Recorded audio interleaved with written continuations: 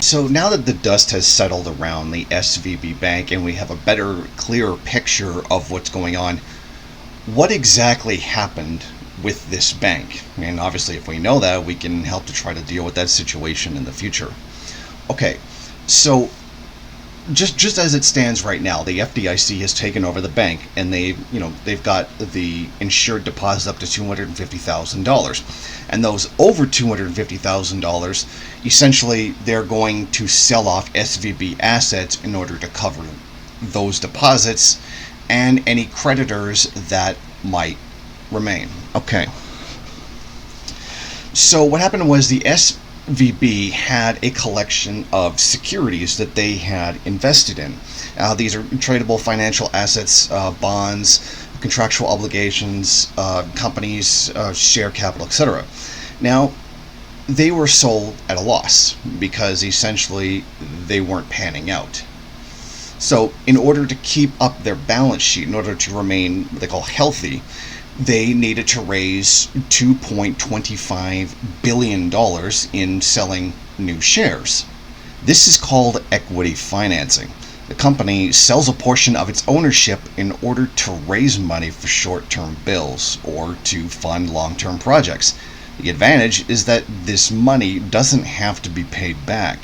The business also shares a portion of its profits with its equity investors out of its earnings after tax. So far, this is nothing out of the ordinary. This is something banks and companies do all the time. This is fairly common, except here's the problem. When the depositors in the SVB found out this was happening, they panicked. They carried out an old-fashioned run in the bank trying to take out their substantial deposits. In order to prevent a disaster, the bank stopped people from withdrawing, but it was too late, and the stock price of the bank had already crashed and trading on its shares were halted. The damage was done. The real irony here is that nothing too traumatic had actually happened. This was a situation that was fixable, and SVB was in the process of fixing it. It's not an ideal situation, but it's something that can be repaired, and that's what they were doing.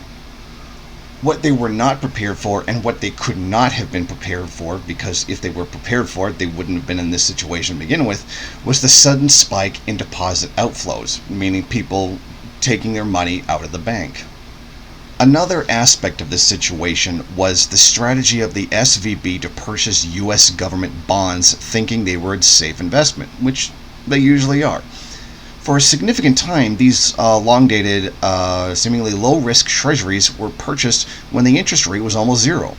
The problem arose when the Federal Reserve began increasing interest rates with the goal of controlling inflation. The value of these bonds decreased significantly. When they told the financial community that they were selling these bonds at a loss, the run on the banks started. Essentially, what the Fed is doing that actually is harming this situation is that it's putting control over inflation above everything else, and with really good reason for doing so. If you don't, the entire system will collapse, and as sometimes insane as capitalism might be, it still has some preservation mechanism built into it, which is the reason why a regulatory body like the Federal Reserve was created to begin with. Now, the Federal Reserve Chairman Jay Powell basically expressed this to Congress just last week. Data from January on employment, consumer spending, manufacturing, production, and inflation have partially reversed the softening trends that we have seen in the data just a month ago. Our policy actions are guided by our dual mandate to promote maximum employment and stable prices. Without price stability, the economy does not work for anyone. So what we're really seeing here is surgery.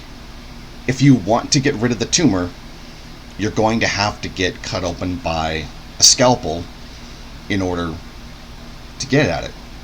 But with all surgeries, it carries a risk. A very risk that something could go wrong. This is a very delicate balancing act that the Fed is trying to carry out in order to keep everything afloat. Theoretically, this could spread in larger into the banking sector, but it's probably not likely. Um, but this is the gist of what happened with the SVB situation. It's not the grand apocalypse that some people were calling for. It's really just a result of capitalism trying to save itself, trying to keep itself afloat after the frankly the economic disaster that was COVID and the COVID lockdowns and the associated losses as a result. So that's basically the gist of what happened with SVB.